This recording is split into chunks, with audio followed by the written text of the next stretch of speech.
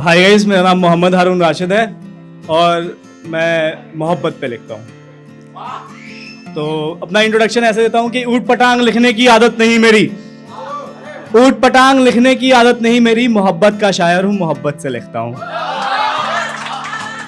कि कल रात मैंने अपने सारे गम दीवारों पर लिख डाले, कल रात मैंने अपने सारे गम दीवारों पर लिख डाले, फिर क्या था, मैं सोता रहा और दीवारें रोती रही। उसे लगता है कि मैं सोता बहुत हूं, उसे लगता है कि मैं सोता बहुत हूं, सच तो यह है कि मैं रोता बहुत हूं। मेरी गवाही तो वो तकिया देगा, मेरी गवाही तो वो तकिया देगा, जिसे रात भर मैं भिगोता बहुत हूं। और कभी कभी ऐसा होता है कि रात में आप बैठे हो और अपनी एक्स की एकदम से याद आ जाए जो छोड़ के चला गया, और फिर रोना निकल जाता है। तो ये शेर है कि अक्सर रात में मैं तुम्हारा नाम पुकार लेता हूँ, अक्सर रात में मैं तुम्हारा नाम पुकार लेता हूँ, और तुम्हारी एक तस्वीर रखी है मेरे पास, मिलना तो मुमकिन नहीं, बस उसे निहार लेता हूँ। एक है कि एक शेर सुनाता हूँ, उसके बाद में एक आपको पोइट्री सुनाऊंगा। उसमें ये पोइट्री मैं ऐसे स्टार्ट करता हूँ कि आप सुनो कि वो मुझे मोहब्बत का नया सबक पढ़ाती है, वो मुझे मोहब्बत का नया सबक पढ़ाती है, वो जितनी बार मुस्कुराती है मुझे अपना बनाती है। और अब एक पोइट्री सुनाता हूँ। अच्छा, ये उन लड़कियों के लिए है जिनका मतलब ब्रेकअप होने के बाद ना उनको लगता है कि मतलब लड़कों की, यार लड़कियां जल्दी मूव ऑन कर जाती हैं, ऐसा मतलब बहुत ज़्यादा हमारे बॉयज़ के बीच, यार लड़कियां में क्या, उसको तो दूसरा मिल जाएगा।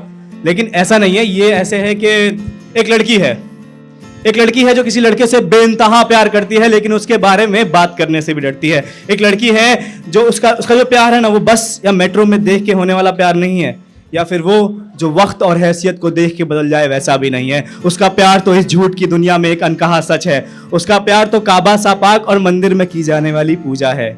और हाँ, मैंने देखी है उसकी आंखें, दर्द नहीं है उनमें, उनमें खामोशी है, कश्मकश है, चिढ़ है, महीनों से छुपाए हुए आंसू हैं। उसकी आंखों में एक अदालत है जिसमें वो मुजरिम भी है और बेगुनाह भी। और वो ना पागल है, ऐसा वो कहता था कभी, ऐसा कह के कभी वो कैमरे के आगे से तो कभी कैमरे के पीछे से अपने दर्द को छुपाती है। एक्चुअली वो जो लड़की है ना, वो बहुत ज्यादा टिकटॉक वीडियोस बनाती है। एक लड़की है जो किसी लड़के से बेइंतहा प्यार करती है, एक लड़की है जो किसी लड़के से बेइंतहा प्यार करती है, लेकिन उसके बारे में बात करने से भी डरती है। उसका जो डर है ना, वो डर नहीं है, वो ये एहसास है जिसे वो खोना नहीं चाहती। और शायद वो मेरे सामने रोना नहीं चाहती है, शायद वो नहीं चाहती कि कोई जाने कि उसके जाने के बाद उसने कितना कुछ खोया है। मेरी मानो मैं जानता हूं, उसके साथ वो मुस्कुराता हुआ चांद भी रोया है। और यहाँ पे कितने ऐसे हैं जिनको अपनी एक्स से कुछ ज्यादा ही प्यार है, मतलब कि लगता है कि मैं बहुत परेशान, मतलब भाई या तो तुम बहुत रिलेट करोगे या तो तुम मुझे भगा दोगे यहाँ से। तो ये है कि मेरी एक्स कैसी थी, मेरी एक्स कैसी थी मैं बताने वाला हूँ। कि मेरे दोस्त मेरे घर वाले, यहाँ तक कि मेरी प्रेजेंट गर्लफ्रेंड मुझसे पूछती है कि मेरी एक्स कैसी थी, तो पहले जब ये सवाल मेरे सामने आता था तो मैं लड़खड़ा जाया करता था, घबरा जाया करता था। एक दिन सिगरेट और चाय लेके बैठा और लिखा कि मेरी एक्स ना वो इस जैसी थी, ना वो उस जैसी थी, ना वो तुम जैसी थी, वो ना खीर में नमक जैसी थी, वो ना खीर में नमक जैसी थी, जिसे लोग बिल्कुल पसंद नहीं करते, वो प्लेन की बीच वाली सीट जैसी थी। एक दिन चाय और सिगरेट लेके बैठा तो लगा कि जिसका नशा नहीं चढ़ता वो उस खराब वीड जैसी थी। और मैं नाइट जॉब करता हूँ, तो मैं जब सुबह निकलता हूँ ऑफिस से घर के लिए, तो मेट्रो की भीड़ को देख के लगता है कि मेट्रो की आती जाती भीड़ जैसी थी। जब मुझे पहली बार प्यार हुआ तो मुझे पता चला कि प्यार एक इम्तिहान है, और ब्रेकअप के बाद पता चला कि जब किसी ने कहा कि प्यार एक इम्तिहान है, तब ऐसा लगा कि वो एग्जाम हॉल में पढ़े खाली आंसर शीट जैसी थी। मेरी जो एक्स गर्लफ्रेंड थी वो साइंस की स्टूडेंट थी और मैं ठहरा आर्ट्स का।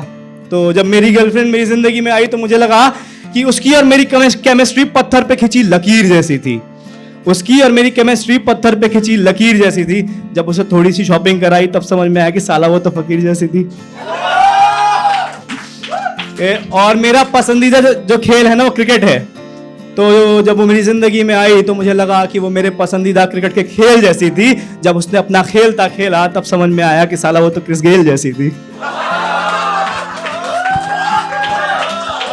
साला वो तो क्रिस गेल जैसी थी। और कल मैंने उसके प्रेजेंट बॉयफ्रेंड को देखा था डोमिनोज में। कल उसके प्रेजेंट बॉयफ्रेंड को देखा था मैंने डोमिनोज में। उसे देखकर खुद उस पे तरस आया, खुद पे प्राउड फील हुआ कि उस बेचारे की तो हालत स्पैम में पड़े अनवांटेड मेल जैसी थी।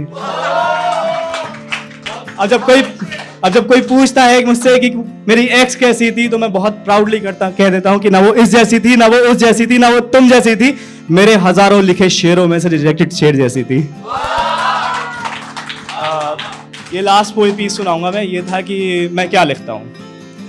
तो ये है कि अक्सर लोग मुझसे पूछते हैं कि मैं कैसे लिख लेता हूँ, मैं क्या लिखता हूँ। तो ये था, और मेरी जो एक्स थी वो मुझसे अक्सर पूछती थी कि मैं क्या लिखता हूँ। तो ये था कि तुम जो अक्सर पूछती हो मुझसे कि मैं क्या लिखता हूँ, कैसे बताऊँ कि जो मैं लिखता हूँ वो तुम समझ नहीं पाओगी, और मैं तुमसे कितना प्यार करता हूँ वो भी जान जाओगी। कैसे बताऊँ कि अब बारिशों में भीगना अच्छा लगता है, कल तक जो बकवास लगता था ना वो झूठा प्यार भी अब सच्चा लगता है।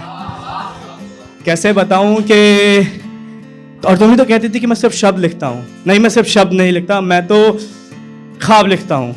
तुम्हारी मोहब्बत में तुम्हारी अदाओं पर मैं मोहब्बत की किताब लिखता हूँ। तुम्हारे आंखों के काजल का मैं कातिलाना अंदाज लिखता हूँ। तुम्हारे आंखों के काजल का मैं कातिलाना अंदाज लिखता हूँ। और कैसे बिताई है तुम्हारे बिना मैंने सारी रातें, वो हर एक रात लिखता हूँ। और मैं तुम्हारे ऊपर चांद की वो जलन और मोहल्ले के लड़कों के दिल के हालात लिखता हूँ। और तुम्हारा दुपट्टा मेरी घड़ी में फंस जाए वो फिल्मी अंदाज लिखता हूँ। और जब तुम मुझे छोड़ के चली गई थी ना, जब तुम छोड़ के मुझे चली गई तो मैं उस कैसे बिताई है मैंने वो आंसू भरी रातें, उन आंसुओं का मैं हिसाब लिखता हूँ। तुम्हारे नाम का जो टैटू है ना मेरे हाथों पर, तुम्हारे नाम का जो टैटू है ना मेरे हाथों पर, उस पे लोगों के पूछे हुए हजारों सवाल लिखता हूँ कि आप भी जानना चाहोगे कि मैं क्या लिखता हूँ। और एक लास्ट में खत्म करूंगा इस शेर से कि चाहता तो भुला देता तुझे बीते हुए कल की तरह, चाहता तो भुला देता तुझे बीते हुए कल की तरह, मगर तुझे सिगरेट सा जलाना मुझे अच्छा लगा। Thank you guys.